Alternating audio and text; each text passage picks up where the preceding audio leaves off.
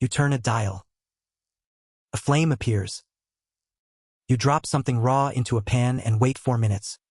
And what comes out is softer, safer, and worth more energy than what went in. You do not think of this as technology. You think of it as dinner. But look at what actually happened there. Part of the work your stomach would have had to do was done outside your body, by heat, before the food ever touched your mouth. Your ancestors did not invent a cooking method. They invented a second digestive system, and they built it outside the skin. And here is what should stop you completely. You are the only animal on this planet that cannot live on the food it evolved beside. A deer eats what it finds. A wolf eats what it finds. Every other creature alive takes its food exactly as the world hands it over. You cannot. Put yourself in a forest full of food with no fire, no blade, no pot, and your body will slowly starve inside a full pantry. Which raises a strange question. How did an animal hand away part of its own digestion, give it to something as fragile and unreliable as a flame, and come out of that trade with the most expensive brain in the natural world? Start with the animals closest to you. A chimpanzee shares almost all of your genome and almost none of your day. Wild chimpanzees spend around 6 hours of every waking day chewing. Not searching. Not hunting. Chewing. Gorillas are no better. For a great ape, the mouth is a factory that runs half of every shift. In 2011, Chris Organ and Richard Wrangham at Harvard published the comparison in the Proceedings of the National Academy of Sciences. Take your body mass. Take your position on the primate family tree. Run the prediction. An ape like you should be spending close to 48% of the day feeding. You spend under 5. That is not a small saving. That is an order of magnitude. Somewhere behind you, a creature walked away from 4 or 5 hours of chewing every single day and never went back. And your body still carries the paperwork on that deal. Your teeth are small. Your jaw muscles are weak for an animal your size. Your gut is short. Shorter than it should be for a primate of your mass. Your colon, the fermentation chamber a gorilla depends on to break down tough plant fiber, has shrunk to a fraction of what a great ape carries. You did not lose those organs. You traded them. But that only solves half the problem, because a trade like that leaves you exposed. In 2009, Richard Wrangham, a biological anthropologist at Harvard, put it in a single line in his book Catching Fire. We are not simply animals that cook. We are animals that have to. That is a heavy claim, and it has been tested in the strangest possible laboratory. The modern world.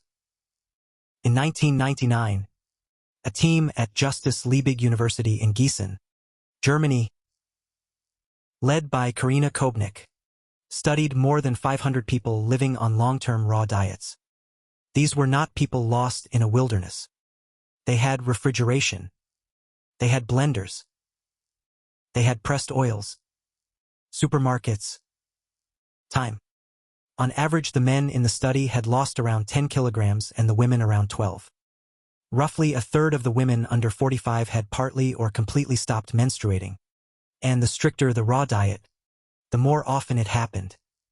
Every advantage the modern world can hand a person, and the body still read the situation as famine. Heat is what closes that gap. Cooking swells starch and unfolds protein, so more of what you swallow can actually be absorbed. When Rachel Carmody and Wrangham tested this directly at Harvard, animals fed cooked food pulled more energy out of the same ingredients than animals fed the same food raw. Their earlier review put the median gain in usable energy from cooked starch at about 30%. 30%. For free. Out of the same handful of roots. And here is where that free energy went. Your brain is about 2% of your body weight. It takes about 20% of your energy every hour, awake or asleep. It is the most expensive organ you own, and it never closes. In 2012, Karina Fonseca Azevedo and Susana Herculano Housel asked a simple question. If a primate had to run a brain like yours on raw food alone, how many hours a day would it need to spend eating? Their answer was more than 9. More than any great ape sustains. On a raw diet, the numbers say a body like yours and a brain like yours cannot exist inside the same animal. Fire broke that ceiling. And the accounting works from the other end too. In 1995, Leslie Aiello and Peter Wheeler pointed out that an expensive brain has to be paid for by cutting something else expensive. The one organ flexible enough to shrink was the gut. Better food allows a smaller digestive system. A smaller digestive system frees the energy for more neurons. Your skull grew because your intestines shrank. Those are not two facts. They are one.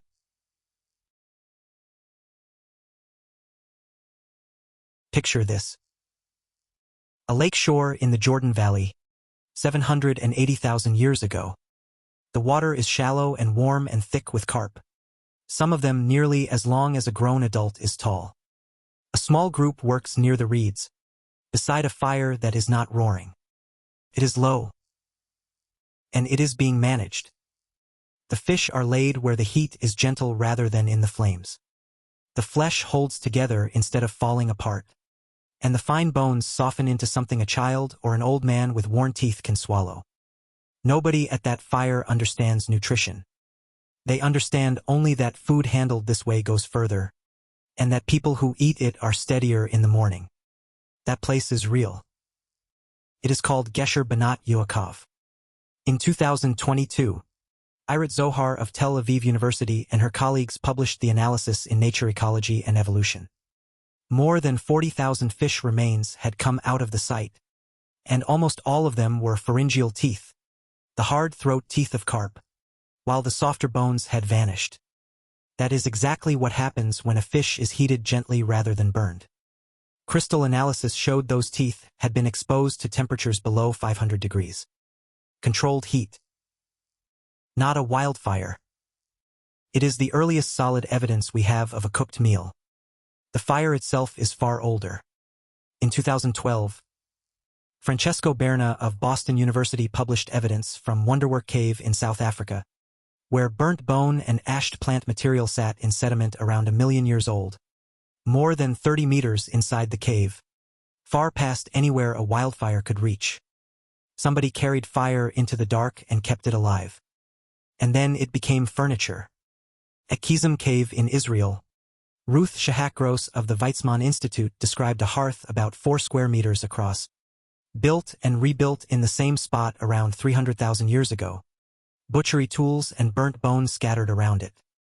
Not a fire someone lit once. Place. The center of a room. Now the honest complication, because the story is not tidy.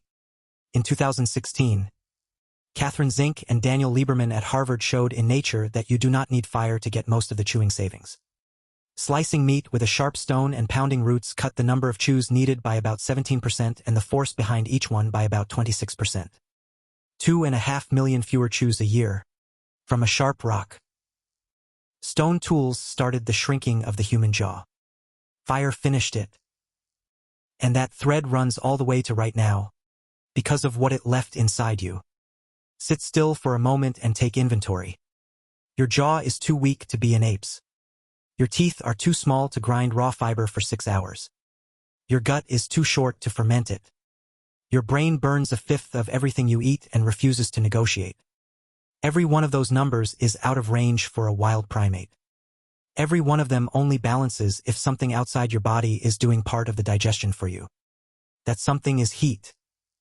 You are not an animal that learned to cook. You are an animal that was rebuilt around cooking, organ by organ, until going back stopped being an option. And the 4 hours a day your ancestors stopped chewing did not vanish. That time became tool-making, travel, teaching, talking. It became childhood. The long and strange and expensive human childhood no other ape can afford, because somebody else can soften the food and hand it over. Every kitchen you have ever stood in is a copy of that first arrangement. Heat, and a circle of people waiting near it. This is the part worth staying with. Almost everything we invented, we could survive without. Take away the wheel and we walk. Take away writing and we remember. Take away fire, and it is not the culture that fails. It is the body. Somewhere back there we crossed the line from using a tool to needing one. We domesticated a chemical reaction, then let our own anatomy come apart around the dependency, and we have been living inside that arrangement ever since. Your hunger tonight will be answered by a flame you did not invent, through a bargain you never agreed to. Sit with that for a moment. If you made it this far, you are exactly the kind of person this channel exists for. We make videos like this one about ancient human behavior, about what your body still remembers, about the gap between the world you were built for and the one you actually live in. If that is something you want more of, hit subscribe. Costs you nothing, and it tells the algorithm this kind of storytelling is worth keeping alive.